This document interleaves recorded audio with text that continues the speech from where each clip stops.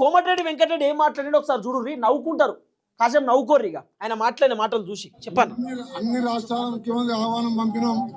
నేను IT minister గా చెప్తున్నా, బెంగళూరు కూడా త్వరలో బెంగళూరు కూడా బీట్ చేస్తాం.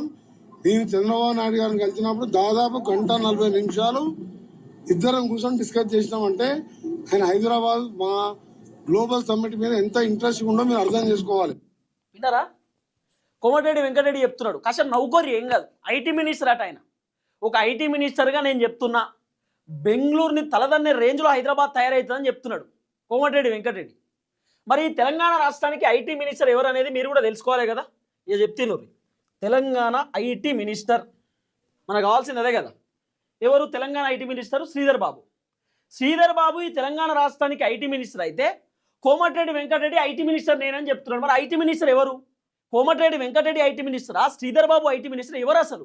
అంటే అందరు ఐటీ మినిస్టర్లేనా? లేకపోతే సీతక్క ఐటీ మినిస్టరు, లేకపోతే ఇక ఉత్తమ్ కుమార్ రెడ్డి ఐటీ మినిస్టరు, తర్వాత కోమటిరెడ్డి వెంకటరెడ్డి ఐటీ మినిస్టరు, వీళ్ళందరూ ఐటీ మినిస్టర్లేనా? 15 మంది మంత్రులు, 15 మంది ఐటీ మినిస్టర్లేనా? అసలు ఐటీ మంత్రి ఎవరు? ఇది పెద్ద క్వశ్చన్ మార్క్. కావాలంటే మళ్ళీ నూర్రి ఆయన చెప్పినటువంటి మాట. ఇగో, అన్ని రాష్ట్రాల ముఖ్యమంత్రి ఆహ్వానం పంపినాం. నేను ఐటీ మినిస్టర్ గా చెప్తున్నా. ఐటీ మినిస్టర్ అట ఆయన. ఐటీ మినిస్టరు శ్రీధర్ బాబు, కానీ ఐటీ మినిస్టర్ నేనని చెప్పి చెప్తున్నాను. ఆయన పోర్ట్ఫోలియో ఆయనే మర్చిపోయాడు.